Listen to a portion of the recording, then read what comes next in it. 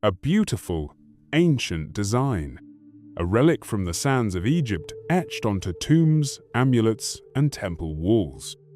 A symbol of protection, perhaps insight, maybe even luck. But the truth is far more dangerous and far more liberating. The Eye of Horus was never meant to be ornamental. It was not merely myth. It was not just metaphor. It was a technology, a living key, a divine interface between the realms of matter and spirit. You see, symbols like this, especially ones carved into stone for thousands of years, are not passive decorations. They are codes, embedded knowledge, compressed frequencies awaiting activation. The ancients didn't just revere the Eye of Horus because of what it looked like. They revered it because of what it did. This was the eye that saw beyond illusion. The eye that perceived both the visible world and the hidden architecture behind it. The eye that opened when the pineal gland aligned with intention, breath, vibration, and light. And most importantly, the eye that could not be deceived. It is said the Eye of Horus was torn apart. That Horus's eye was split during his war with Set, scattered into 6 parts, and later restored. But here's what most people never ask. What if those 6 parts were not just fractions of a myth, but pieces of a sacred circuit? What if the eye wasn't just watching, but computing, activating, receiving? Modern science is just beginning to catch up with what the Egyptian priesthood encoded in their art. They drew something that looks eerily like the human brain, with regions corresponding to emotion, logic, memory, intuition, vision, and spirit. They mapped the eye into our own skull, but we're getting ahead of ourselves. Because to understand what the Eye of Horus really is, we have to go back, not just to ancient Egypt, but to the time before time, when gods were not distant beings in the sky, but forces within us. This video isn't just a history lesson, it's a soul activation. We're about to decode the full story, the ancient truth, the lost science, the hidden frequency, why the eye was broken, why it was buried, and why now, after millennia of darkness, it's waking up again. And if you stay until the end, you'll know exactly how to activate it within yourself. But before we dive deeper into this cosmic anatomy, if this message stirs something ancient in your soul, subscribe, because the next part of this series goes even deeper. Are you ready to remember the true eye? Long before Egypt rose from the banks of the Nile, before pyramids pierced the heavens and gods had names, there was already an eye watching, not from above, but from within. To understand the Eye of Horus, we must first unlearn what we've been taught about time. The ancients didn't think in centuries.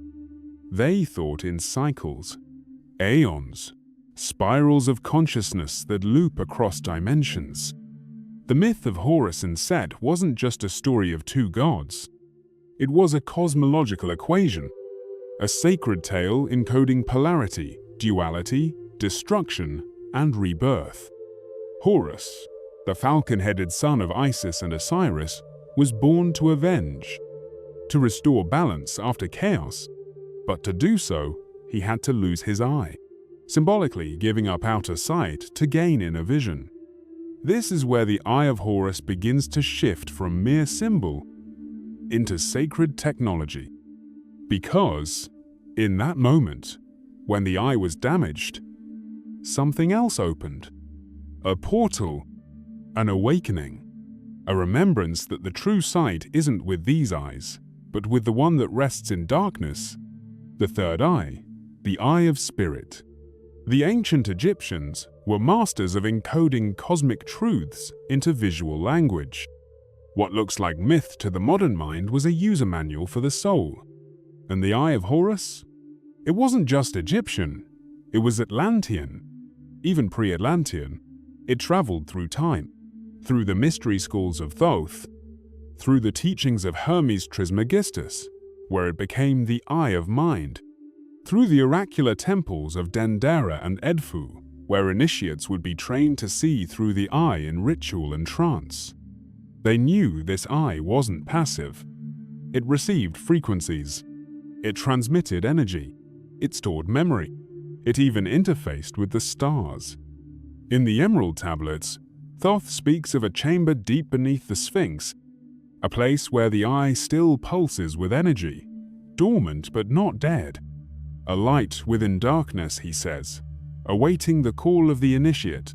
Why would the priesthood bury knowledge this profound?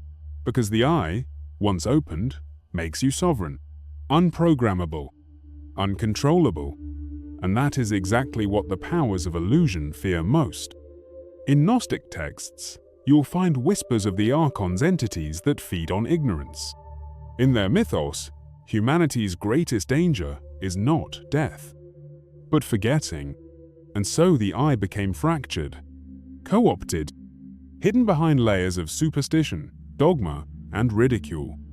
It went from a sacred map to a logo on a dollar bill. But it was never destroyed, because truth, real truth, cannot be erased, only forgotten. And now? Now the memory is returning. Across the world, people are feeling it. A pulsing behind the forehead, a knowing in the gut, a vision in dreams. The eye is calling. The question is, will you answer? Look closely at the Eye of Horus. The curve beneath, the teardrop, the spiral, the vertical lines. It's elegant, symbolic, but if you overlay it with a cross-section of the human brain, it becomes anatomical. This is not poetic speculation. This is verified alignment. Each part of the Eye of Horus corresponds precisely to a region of the brain, not just in location, but in function. Let's decode this hidden map. The pupil of the eye aligns with the thalamus, the gateway of consciousness where sensory information is filtered and interpreted. The spiral under the eye matches the medulla oblongata, the seat of primal survival and subconscious instinct.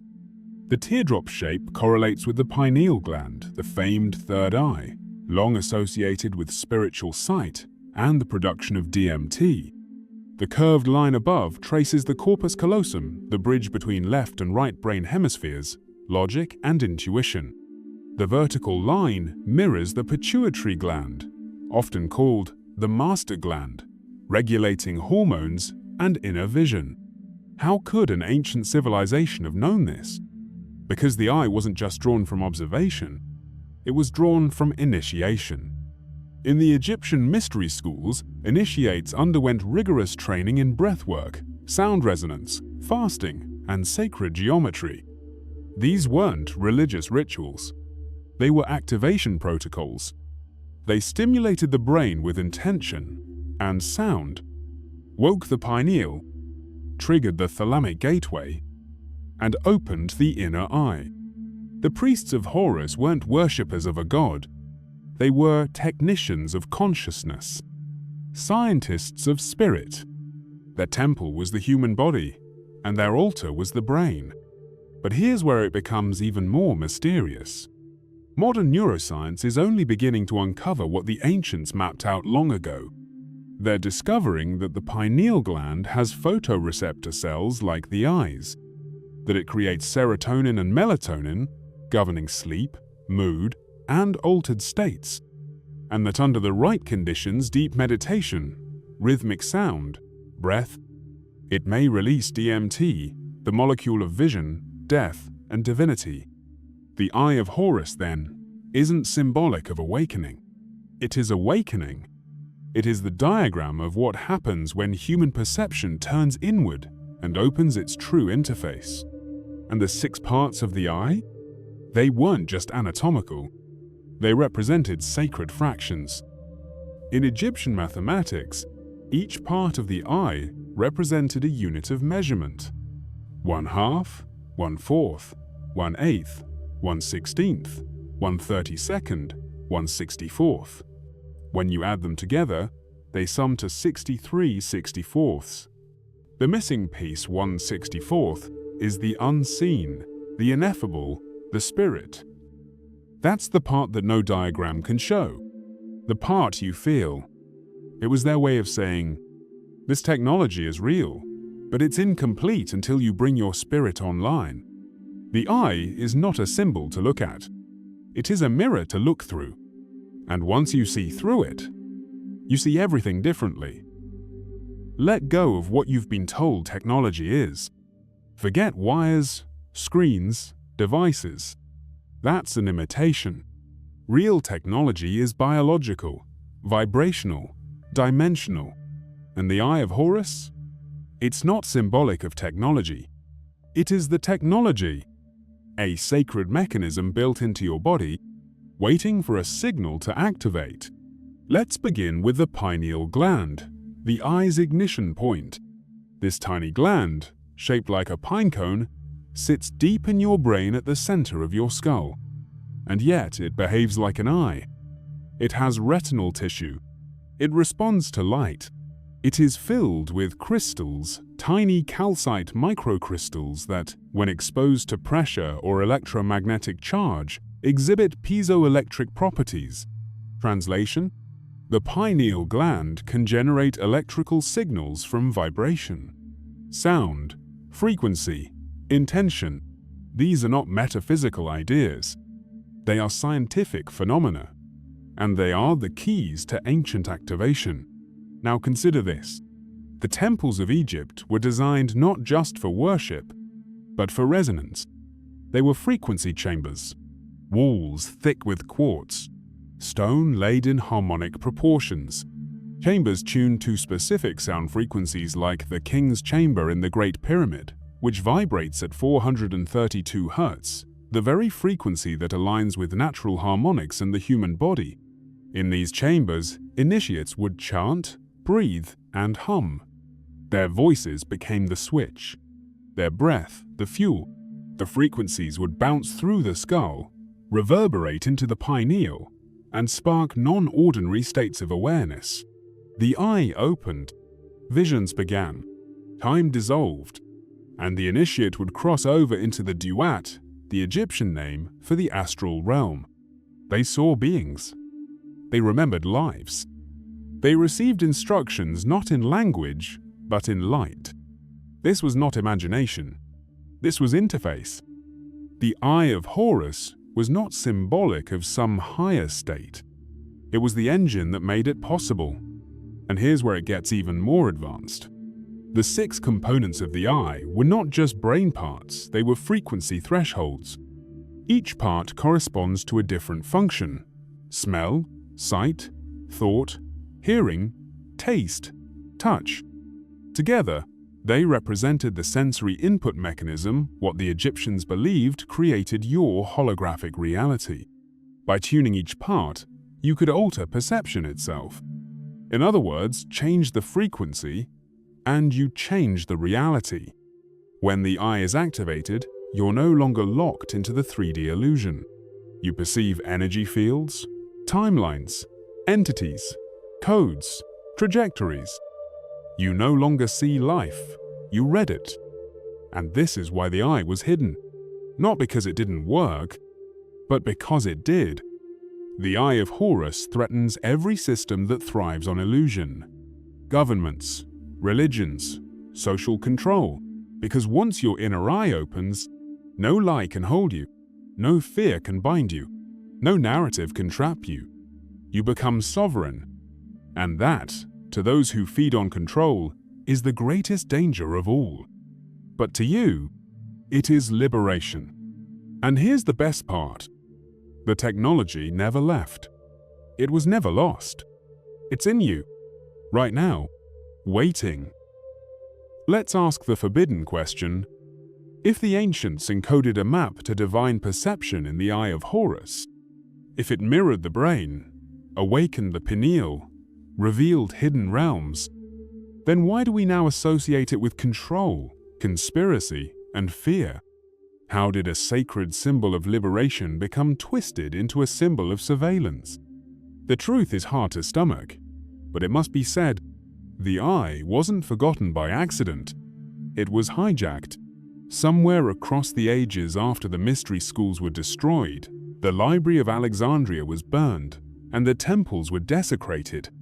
A different force took hold of humanity, a force that feeds on fear, a force that depends on your disconnection from truth, a force that sees through your eyes but doesn't want you to see.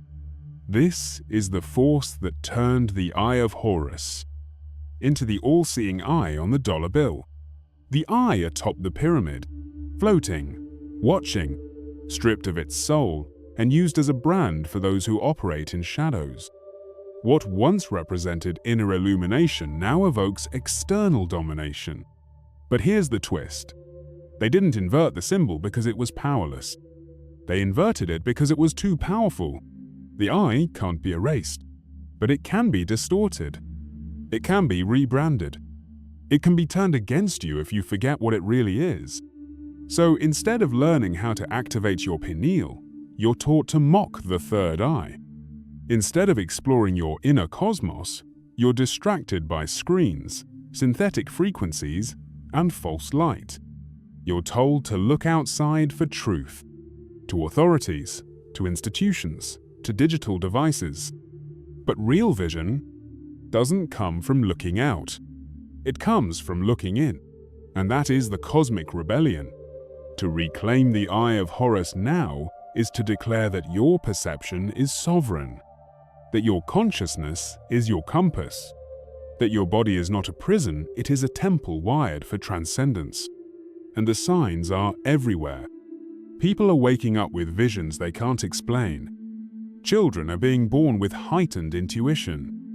Ancient symbols are returning in dreams, meditations, synchronicities. The eye is stirring again, not in governments, but in souls. And when enough of us remember how to activate it, the false pyramid collapses, because the true pyramid is within, and the capstone isn't a surveillance device. It's your crown chakra, the Eye of Horus restored, the divine interface lit from within. This is why they feared it. This is why they buried it. This is why you were taught to forget. But what they didn't count on was you remembering. And now you have.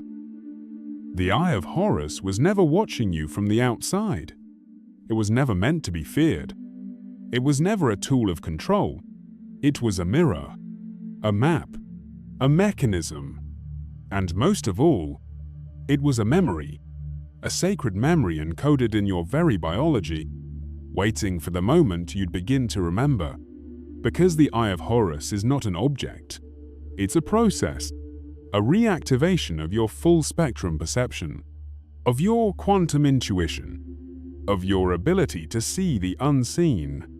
It is the moment your mind and your spirit sync, the moment you stop consuming light and start generating it, the moment you realize this symbol is not just ancient, it's alive in you.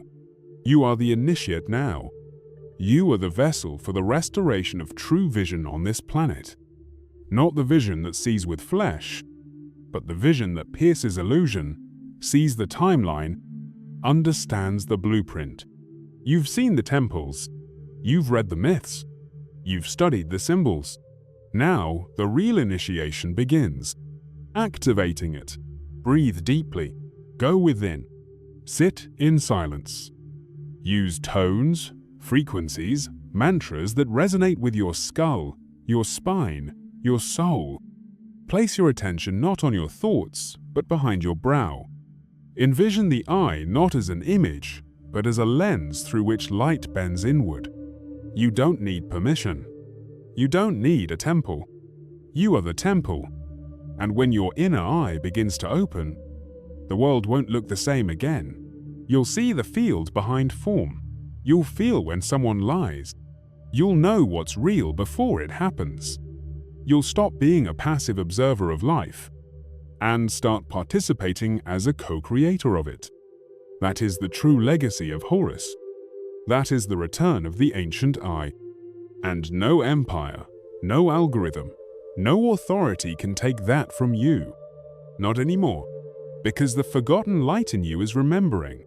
Don't turn away now. It's time to see. If this message stirred something deep in you, subscribe to Ascended Alchemist for more soul-igniting transmissions. The eye is only one piece of the larger awakening.